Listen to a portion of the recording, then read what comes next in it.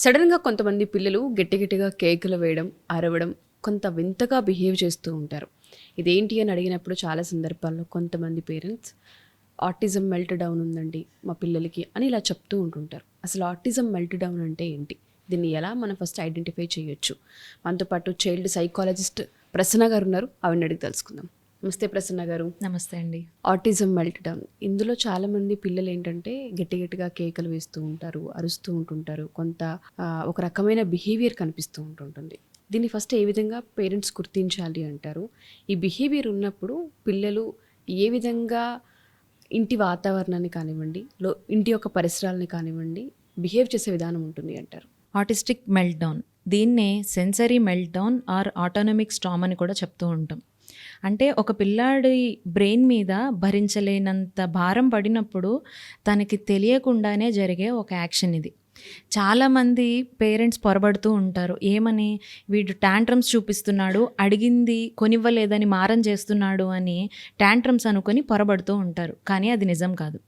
Melt down అనేది కావాలని తెలిసి చేసే బిహేవియర్ కాదు. అది వాళ్ళకి తెలియకుండానే పిల్లల బ్రెయిన్ మీద వాళ్ళు మోయలేనంత భారం ఎప్పుడైతే పడుతుందో దానికి తెలియకుండానే ఎమోషనల్ కంట్రోల్ అనేది లూజ్ అయిపోతారు. అలాంటి సందర్భంలో వాళ్ళు చూపించే అన్కంట్రోలబుల్ రెస్పాన్స్ ఇది. బ్రెయిన్కి సెన్సరీ ఇన్ఫర్మేషన్ అనేది ఎక్కువైపోవడం వల్ల మన నర్వస్ సిస్టమ్ మొత్తం కూడా ట్రిగ్గర్ అవుతుంది. నువ్వు ఏదో డేంజర్లో ఉన్నావు అనే ఇన్ఫర్మేషన్ని బ్రెయిన్కి పంపిస్తూ ఉంటుందన్నమాట. అలాంటప్పుడు వాళ్ళు చాలా చిరాగ్గా ఫీల్ అవుతూ ఉంటారు. అలాంటి పరిస్థితుల్లో వాళ్ళ యొక్క ప్రవర్తన డిఫరెంట్గా ఎగ్జిబిట్ చేస్తూ ఉంటారన్నమాట. గట్టిగా అరవడము, కేకలు వేయడము ఇలాంటివి చూపిస్తూ ఉంటారు. యూజువల్లీ ఆటిజం బ్రెయిన్లో ఉన్న న్యూరాన్స్ని వేరే వాళ్ళతో కంపేర్ చేస్తే చాలా ఎక్కువగా లింక్డ్గా ఉంటూ ఉంటాయి. అందుకే వాళ్ళు చుట్టూ ఉన్న వాతావరణానికి చాలా తొందరగా రియాక్ట్ అయిపోతూ ఉంటారన్నమాట. ఫర్ ఎగ్జాంపుల్, పెద్ద పెద్ద సౌండ్స్కి, ఎక్కువ లైట్స్కి చాలా ఎక్కువగా ఎమోషనల్ స్టేట్ మీద, మెంటల్ స్టేట్ మీద ప్రభావం చూపిస్తూ ఉంటుందన్నమాట. ఓకే, అలాంటి వాతావరణంలో వాళ్ళ బిహేవియర్ బయటపడే అవకాశం ఉంటుంది. ఎగ్జాక్ట్లీ. ఎమోషనల్ కంట్రోల్ అనేది కంప్లీట్గా లూజ్ అయిపోతూ ఉంటారు. గట్టిగా అరవడము, కేకలు పెట్టడం ఇలాంటివి చేస్తూ ఉంటారు. ఈ మెల్ట్ డౌన్ ఉన్న వాళ్ళల్లో సిమ్టమ్స్ ఎలా ఉంటాయి అంటే బిహేవియరల్ సైన్స్.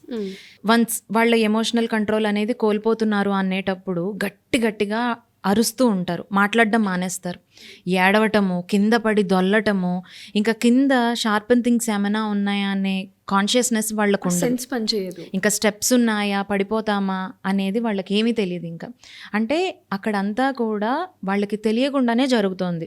అక్కడ ఏమి గోల్ ఓరియంటెడ్ బిహేవియర్ ఏమి ఉండదు. సో ఇలాంటి వాటితో పాటు ఇంకొన్ని సిమ్టమ్స్ కూడా మనం చూస్తాం. నలుగురిలోనూ ఉన్నప్పుడు వాళ్ళతో సంబంధం లేకుండా వీళ్ళది ఒక ప్రపంచంలా ఫీల్ అయ్యి ఏదో ఒక శూన్యంలోకి చూస్తూ ఉంటారు. లేదంటే నలుగురిలోనూ ఉన్నప్పుడు ఆ పబ్లిక్ ప్లేసెస్ని అవాయిడ్ చేసి పారిపోతూ ఉంటారు అక్కడి నుంచి. ఈ సిమ్టమ్స్ అన్నీ కూడా ఆటిస్టిక్ మెల్ట్ డౌన్లో మనం చూస్తూ ఉంటాం. మీరు అన్నట్టుగానే ఇది ఎంతసేపు ఉంటుందండి వాళ్ళకి కనుక ఇది ఆ మోడ్లోకి వెళ్ళిపోయినప్పుడు? సడన్గా కేకలు వేయడం, అరవడం, పెద్ద పెద్ద లైట్స్ కానివ్వండి, సౌండ్స్ కానీ విన్నప్పుడు తెలియకుండానే సెన్స్ని లాస్ అవ్వడం, ఈ బిహేవియర్ వాళ్ళలో ఎంతసేపు ఉండే అవకాశం ఉంటుంది అంటారు? స్టార్టింగ్లో ఇది 10 minutes ఉంటుంది. సరైన టైంలో మనం గుర్తించి సరైన ఇంటర్వెన్షన్ ఇవ్వకపోతే ఇది 1 hour దాటే ప్రమాదం కూడా ఉంటుంది. అలా ప్రవర్తించే తీరు.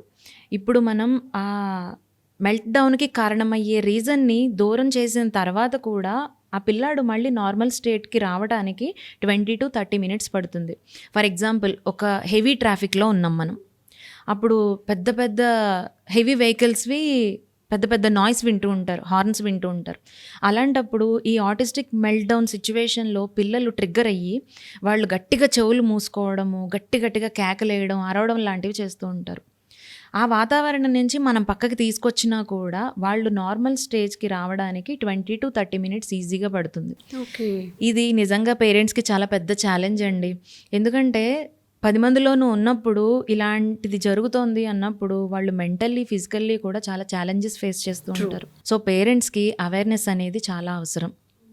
వాళ్ళందరూ కూడా ఈ ఇబ్బందిని గుర్తించి ఆలోచించాలి పిల్లల గురించి ఒకసారి. సో మీరు అన్నట్టుగానే ఇది 20 to 30 minutes ఉండే అవకాశం ఉంటుంది. అండ్ దాంతోపాటు ఎవరైనా పిల్లలు మొండిగా బిహేవ్ చేస్తూ ఉన్నా, చాలా సందర్భాల్లో పిల్లలు కింద పడి దొల్లడం, ఏడవడం, గట్టిగా కేకలు వేయడం మనం గమనిస్తూ ఉంటాము.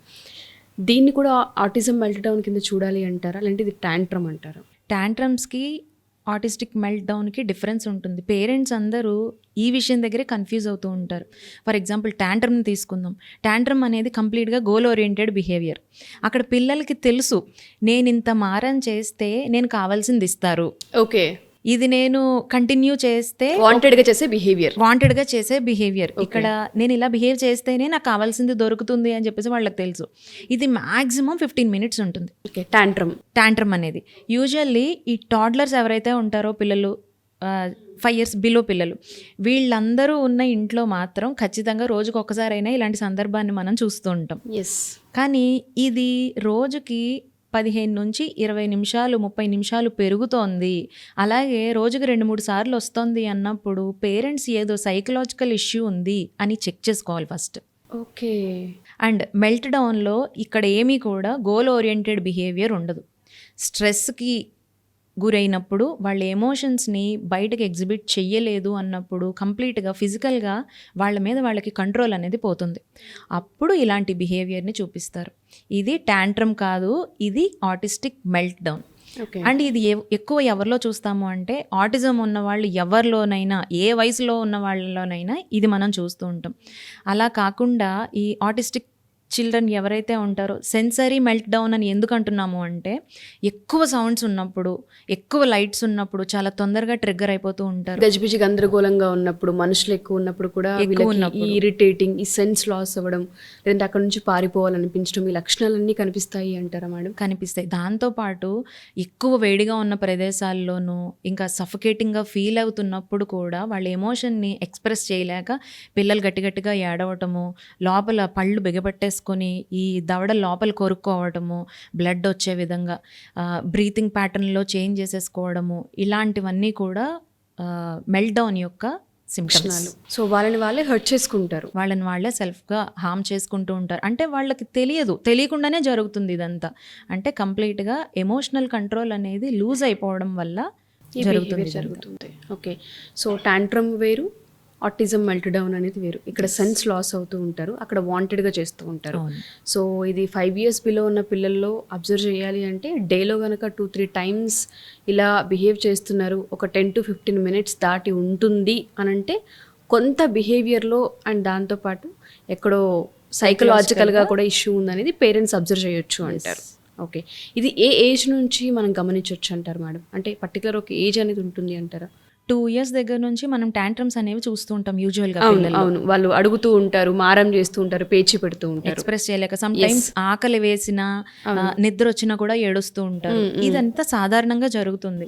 కానీ 2-3 times కంటే 3 times కంటే ఎక్కువ ఎప్పుడైతే ప్రతిరోజు జరుగుతుందో అప్పుడు ఖచ్చితంగా మనం చెక్ చేసుకోవాల్సిన పరిస్థితి అయితే ఉంటుంది. ఓకే. ఇంకా ఏజ్ లిమిట్ అంటారా, 2 years నుంచి ఎవరిలోనైనా ఇది అబ్జర్వ్ చేయొచ్చు. ఆటిజం ఉన్న పిల్లల్లో చాలా మంది పేరెంట్స్ పొరబడుతూ ఉంటారు, కావాలనే చేస్తున్నాడు, టాంట్రమ్స్ చూపిస్తున్నాడు, ఇప్పుడు అడిగింది ఇచ్చేయాలి మనం అని పొరబడుతూ ఉంటారు. కానీ వాళ్ళది కావాలని గోల్ ఓరియంటెడ్గా ఏమీ చెయ్యరు. అక్కడ వాళ్ళకి ఎమోషనల్గా చాలా స్ట్రెస్ని క్యారీ చేస్తూ ఉంటారు. అది ఎలా ఎగ్జిబిట్ చేయాలో తెలియక ఈ విధమైన బిహేవియర్ని చూపిస్తూ ఉంటుంది. ఓకే. సో దీనికి ఎవరైనా సరే పేరెంట్స్ కనుక పిల్లల్లో మీరు చెప్పింది మేము తదేకంగా గమనిస్తూ ఉన్నాము అండి, ఆ 15-20 minutes అబోవ్ ఉంటూ ఉంటుంది, మీరు అన్నట్టుగానే వాళ్ళని వాళ్ళు హట్ చేసుకోవడము, గట్టిగా కొరుక్కోవడము, లేదు అంటే కింద పడి దొల్లడము, గట్టి కేకలేస్తూ ఉన్నారు, ఇరిటేట్ బిహేవియర్ చేస్తూ ఉన్నారు, ఇంటికి కొత్త మనుషులు వచ్చినప్పుడు కూడా ఫ్రీజ్ అయిపోతూ ఉన్నారు, ఇవన్నీ మేము చూస్తూ ఉన్నాము. ఒక్కసారి సైకలాజికల్గా ఏదైనా ఇబ్బంది ఉందేమో మేము తెలుసుకోవాలనుకుంటున్నాం, మాకు కన్సల్టేషన్ కావాలి అనుకుంటే మన దాకా రావచ్చు, మనం దాన్ని ఐడెంటిఫై చేసి దానికి థెరపీస్ తీసుకునే అవకాశం ఉంటుంది అంటారు? ఖచ్చితంగా ఉంటుంది. మనం కౌన్సిల్ చేస్తాము పేరెంట్స్ని, ఎట్ ద సేమ్ టైం పిల్లలకి బిహేవియరల్ థెరపీ కూడా మనం చేస్తూ ఉంటాం. ముఖ్యంగా ఇక్కడ తెలుసుకోవాల్సింది ఏంటి అంటే బిహేవియరల్ ఇష్యూస్ ఉన్నప్పుడు పిల్లాడి మీద ఒక్కడి మీదే వర్క్ చేస్తే అది వర్కౌట్ అవ్వదు. సో పేరెంటల్ కౌన్సిలింగ్ అనేది కూడా అవసరం. ఎందుకు అంటే మ్యాక్సిమం టైం పేరెంట్సే హ్యాండిల్ చేయాల్సి వస్తుంది పిల్లల్ని. ఇలాంటి మెల్ట్ డౌన్ సిచ్యువేషన్లో డిఫరెంట్ బిహేవియర్స్ చూపిస్తున్నప్పుడు అది పేరెంట్స్ పడే బాధ మామూలు బాధ కాదండి. వాళ్ళకి నిజంగా ఫిజికల్లీ మెంటల్లీ కూడా ఛాలెంజెస్ ఇవన్నీ కూడా. సో పేరెంటల్ కౌన్సిలింగ్ అనేది చాలా అవసరం.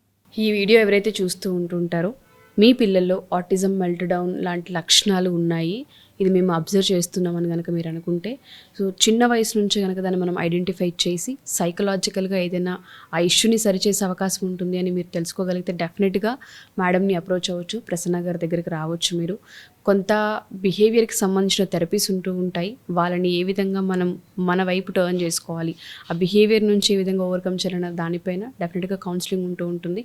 కింద ఒక నెంబర్ స్క్రోల్ అవుతూ ఉంటుంది, దాన్ని మీరు కాంటాక్ట్ చేయగలిగితే ప్రసన్న గారి టీం అందుబాటులోకి వస్తారు. Thank you ma'am, thank you so much.